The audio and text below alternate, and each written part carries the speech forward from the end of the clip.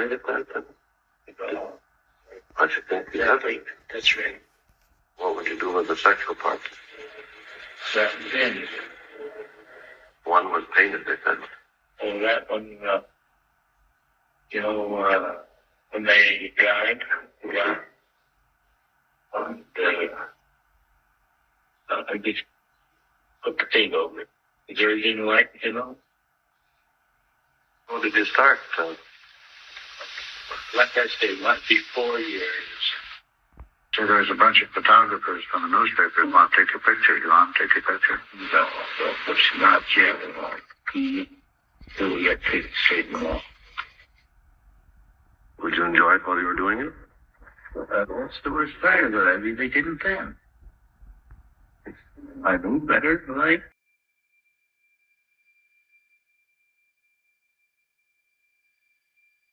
In the late 1950s, the small town of Plainfield, Wisconsin, became the center of one of America's most unsettling criminal cases. At its heart was Ed Gein, a quiet, reclusive farmer whose crimes would shock the nation and reshape the very fabric of horror storytelling. This is the historical account of Edward Theodore Gein, the man whose actions blurred the line between madness and monstrosity. Enjoy. Edward Theodore Gein was born on August 27, 1906 in La Crosse Country, Wisconsin.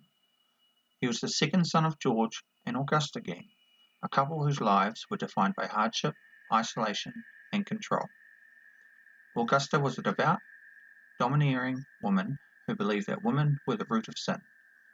She taught her sons to fear the world, especially the company of women. Ed's father, George, was an alcoholic who often struggled to hold steady work. The family eventually moved to a 155-acre farm in Plainfield, a property that would become infamous decades later.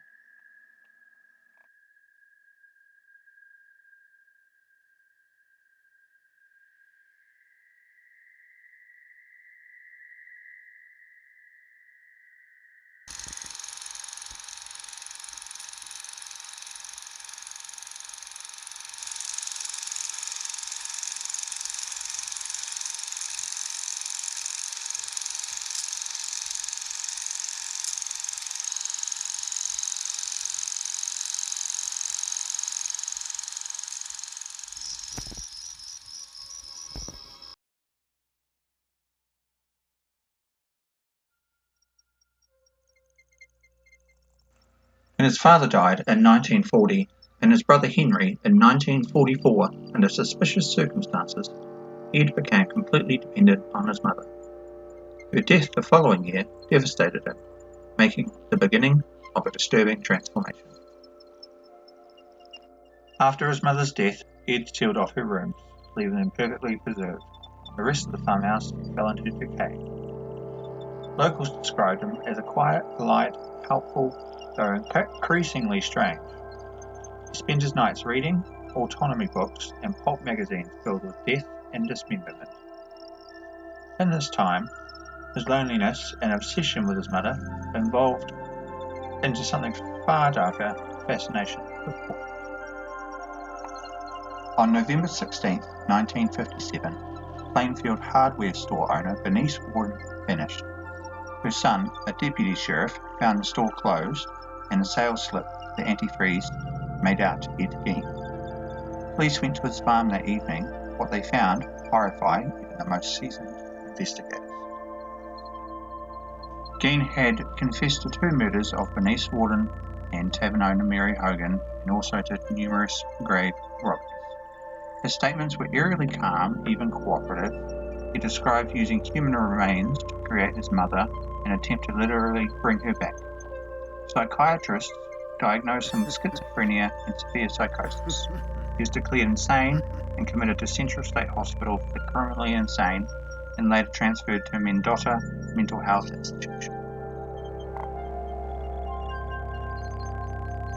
After more than a decade of treatment, Gein was deemed competent to stand trial in 1968.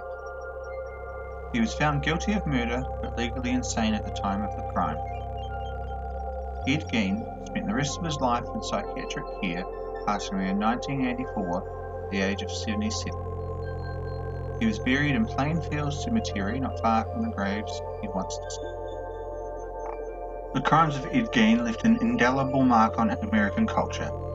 His case inspired countless fictional killers: Norman Bates, Leatherface, Buffalo Bill, each of these reflecting on a different facet of his disturbed psyche.